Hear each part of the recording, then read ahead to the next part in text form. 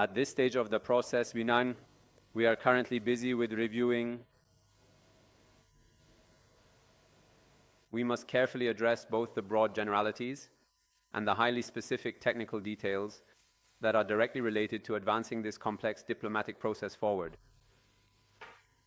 Naturally, the countries in the region have significantly intensified their diplomatic efforts these days.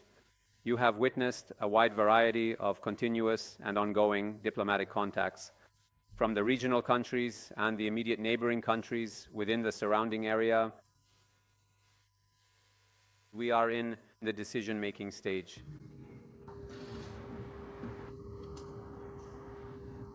There has been no change in the military exercises of the armed forces of the Islamic Republic of Iran. The naval exercise of the Islamic Republic of Iran's army with China and Russia is an annual exercise that so far I think has been held 6 or 7 times in the northern Indian Ocean and will be conducted as scheduled. It will take place.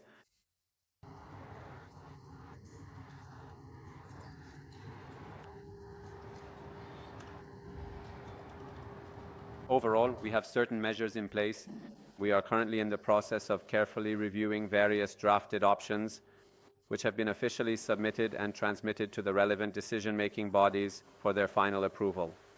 We firmly believe and anticipate that in the coming days, regarding the strategic countermeasures of the Islamic Republic of Iran in direct response to this entirely illegal, completely unjustified and provocative act,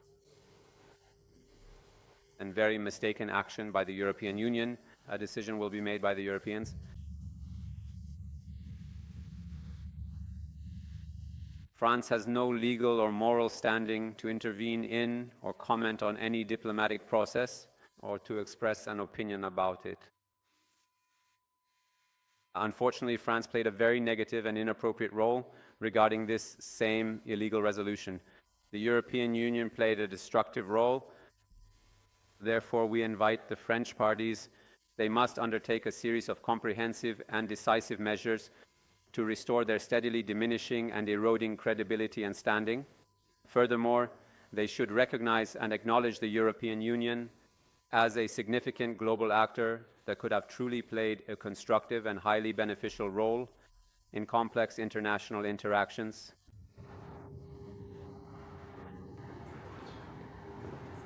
This is also one of the issues that will certainly be addressed in negotiations before any talks begin. It is natural that we do not announce the outcome in advance. The result will be determined within the framework and process of the negotiations. It's not that we decide the outcome beforehand and then enter the negotiation process. Exactly.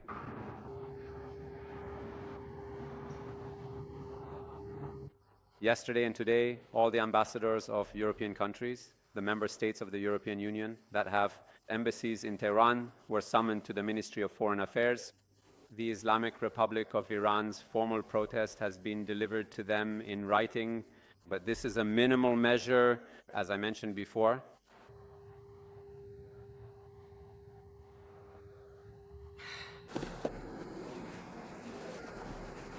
Iran's foreign ministry spokesperson Esmaeil Baghaei addressed reporters at a press conference in Tehran on February 2, 2026, covering negotiations with the United States, naval drills with China and Russia, and Iran's response to the European Union's designation of the IRGC.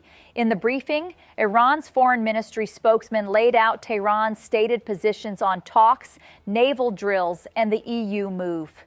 We at this stage are busy investigating both some of the detailed and general issues related to this diplomatic process, Baghaei said regarding potential Iran-U.S. talks, according to the press conference. Naturally, the regional countries have intensified their good offices these days. You witnessed various and continuous calls from the regional and neighboring countries. We are at the decision-making stage. Baghaei called it a decision-making stage, signaling Tehran says it is actively weighing whether to move forward. The phrase phrasing indicates active deliberation rather than a final decision on engagement with Washington. Baghaei said regional countries have been active in good offices, while separate reports describe Turkey and others as mediators. International reporting says a Turkey meeting is being arranged, with Steve Witkoff and Abbas Araqchi named as the lead figures. Baghei's statement that Iran is investigating both detailed and general issues suggests that Tehran is examining both the framework and specific terms of any potential engagement with the United States. The phrasing indicates active deliberation rather than a final decision. The reference to regional countries intensifying their good offices describes neighboring states working to facilitate dialogue. This diplomatic activity occurs against the backdrop of U.S. military positioning in the region and Iranian warnings about regional consequences of any attack. The statement does not commit Iran to any specific outcome or timeline, but frames the current moment as one of evaluation and potential movement. Whether this evaluation leads to formal talks depends on decisions yet to be made in Tehran and responses from Washington. His comments keep the door open and do not confirm specific timing, location, or participants. The flexibility in Baghei's framing allows Tehran to maintain options while regional mediation continues. On the question of joint naval exercises with China and Russia, Baghei said the drills are still expected to go ahead as scheduled despite current tensions. No change has occurred about the schedule of drills by the Iranian armed forces, he said, according to the press conference. Iranian Navy's drill with China and Russia is an annual war game that has so far 6 or 7 times been conducted in the north of the Indian Ocean and will be carried out as scheduled, Baghei said. The statement indicates that the exercises, known as Marine Security Belt, remain on track, according to Tehran.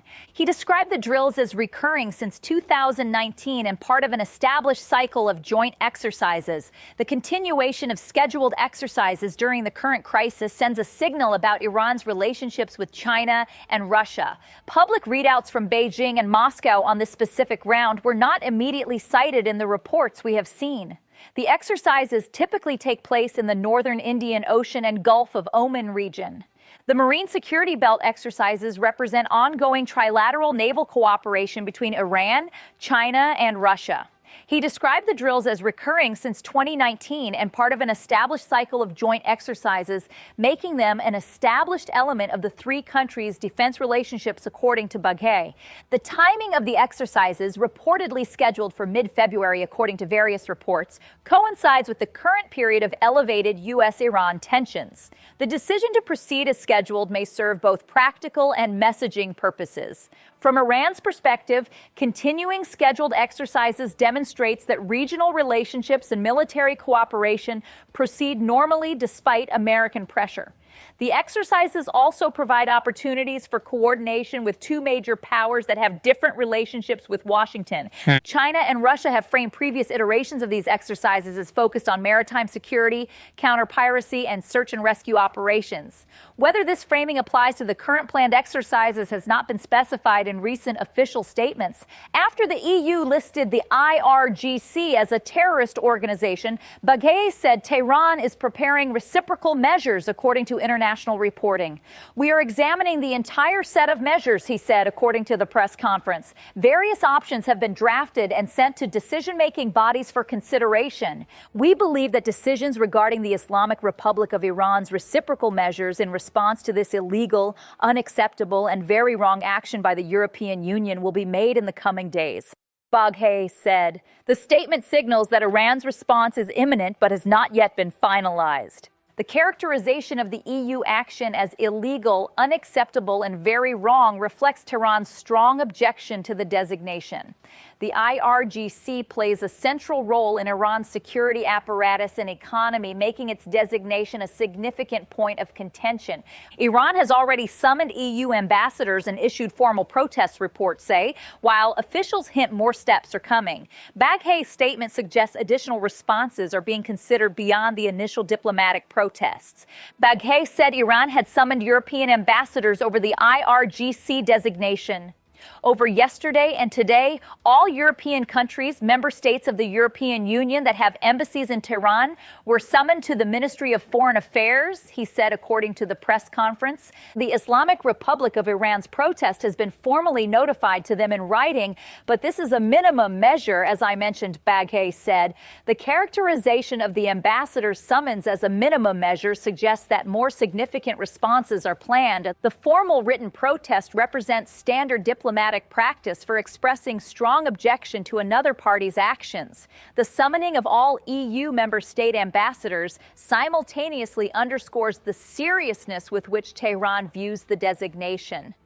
The statement that this is a minimum measure aligns with Baghei's earlier indication that additional reciprocal measures are being considered and will be announced in the coming days. Baghaei directed particular criticism at France regarding the EU designation of the IRGC. France doesn't have any legal or moral standing to intervene and comment on any diplomatic process, he said, according to the press conference. Unfortunately, France played a destructive role in relation to this illegal and highly inappropriate European Union resolution on IRGC, Baghaei said. Therefore, we invite the French parties to think a bit about restoring the credibility and declining status of the European Union as an actor that could have truly played a positive role in international interactions. Baghaei singled out France with harsh language, but he did not provide evidence for claims about who drove the EU move. The characterization of France as having played a destructive role represents strong diplomatic language from Tehran. The broader critique of the EU's declining status as a positive international actor reflects Iran's frustration with European policy and its preference for regional diplomatic engagement over European involvement in current tensions. Asked about Iran's stockpile of enriched uranium, Baghaei indicated this would be addressed in any negotiations rather than predetermined. This is also one of the issues that will naturally be resolved in a negotiation, he said. Before the negotiation takes place, we will not announce the result beforehand, Baghaei said, according to the press conference. The result will be achieved within the framework and process of the negotiation, not by determining the result beforehand and then entering the negotiation process. The statement frames Iran's enriched uranium stockpile as a negotiating matter rather than a precondition. This position differs from reported U.S. demands for cessation of enrichment as a starting point for talks. The IAEA has reported Iran's 60% stockpile is above 400 kilograms. Analysts warn that higher enrichment would raise proliferation concerns. The gap between U.S. demands and Iranian positions on this issue represents a central challenge for any negotiations. Baghei's statement about not announcing results beforehand reflects Iran's approach to potential negotiations. Tehran appears to insist that outcomes must emerge from talks rather than being dictated as preconditions. This position creates tension with reported U.S. demands, which have included cessation of uranium enrichment and other requirements. The gap between starting positions suggests that any negotiations would face significant challenges from the outset. Iranian media reported that President Masoud Pezeshkian authorized restarting nuclear talks within a nuclear-only framework, according to local outlets. This framing suggests Iran seeks to limit negotiating scope to nuclear issues and sanctions relief, excluding missiles and regional relationships. The terms acceptable to both parties remain unclear as diplomatic efforts continue. Whether the gaps between positions can be bridged depends on flexibility that neither side has yet demonstrated publicly. Baghaei said regional countries have been active in good offices, while separate reports describe Turkey and others as mediators. Turkey, Egypt, and Qatar have been identified in various reports as coordinating diplomatic initiatives. The regional approach to mediation reflects several factors: geographic proximity, established relationships with both Washington and Tehran, and direct stakes in preventing regional escalation. Gulf states in particular face risks from any conflict between the U.S. and Iran. Saudi officials said they will not allow their airspace to be used for strikes, and the UAE has reiterated its territory will not be used for hostile action, reports say. These positions may increase regional interest in diplomatic resolution. The intensification of regional diplomatic activities suggests that neighboring countries see both urgency and opportunity in the current moment. Whether their efforts can bridge the gaps between U.S. and Iranian positions remains to be seen. The diplomatic activity described by Baghaei occurs against the backdrop of significant U.S. military positioning in the region. Reuters reported the USS Abraham Lincoln Carrier Group has arrived in the U.S. Central Command region, and additional air defense systems are being deployed. The Wall Street Journal reports U.S. officials say more air defenses are needed before any strike to protect bases and partners. Those officials describe retaliation risk as a key constraint on timing and scale, according to the reporting. Trump told reporters the U.S. has the biggest, most powerful ships nearby and said he hopes for a deal, reports say. The pairing of military pressure with expressed preference for negotiation characterizes the current U.S. approach. From Tehran's perspective, as reflected in Baghei's statements and other Iranian official comments, the military positioning represents pressure that Iran rejects while remaining open to diplomatic engagement on its own terms. Baghei's press conference follows Supreme Leader Khamenei's warning that a U.S. attack could spark a regional war, according to Iranian state media coverage. The warning provides context for both Iranian deterrence messaging and diplomatic activity. We are not the initiators and do not want to attack any country, but the Iranian nation will strike a strong blow against anyone who attacks and threatens Iran, Khamenei said, according to state media. The statement combines defiance with framing Iran as responding to aggression rather than initiating conflict. Baghei called it a decision-making stage, signaling Tehran says it is actively weighing whether to move forward on negotiations despite the heated rhetoric. The parallel tracks of deterrence messaging and diplomatic exploration characterize Iran's current approach. The combination of Khamenei's warnings and Baghei's diplomatic framing represents a standard approach, projecting strength while leaving room for negotiated outcomes. Whether this approach produces diplomatic progress depends on responses from Washington and regional mediators. Trump's public statements consistently pair military positioning with emphasis on negotiated outcomes. In a couple of days, hopefully we'll make a deal, Trump said, according to reported comments. If we don't make a deal, then we'll find out whether or not he was right. Reports describe Trump tying military pressure to demands on Iran's nuclear file and broader behavior. Exact terms remain disputed. The framing presents military positioning as leverage for negotiation rather than preparation for imminent conflict. The gap between U.S. demands and Iranian red lines presents challenges for any diplomatic resolution. Washington reportedly seeks comprehensive changes, while Tehran limits discussion to the nuclear file and sanctions relief, according to various reporting on both sides' positions. Whether the coercive approach produces diplomatic progress or hardens positions remains to be seen. Baghei's statement about being at the decision-making stage suggests Iran is actively evaluating its options in response to both pressure and diplomatic openings. Iran's domestic situation remains tense, according to international reporting, though details vary by source. How internal pressures affect Iranian negotiating positions is difficult to assess from outside. The negotiating positions of both sides suggest that even if talks proceed, reaching agreement will require significant compromise. The terms acceptable to both parties remain unclear as diplomatic efforts continue. Baghei's references to decisions coming in the coming days on EU response and being at the decision-making stage on U.S. talks suggest that the current period is one of active deliberation in Tehran. Multiple decisions appear to be pending simultaneously. The timeline for any potential U.S.-Iran talks remains uncertain. International reporting says a Turkey meeting is being arranged, but Baghei's framing indicates that Iran has not yet made final decisions about engagement.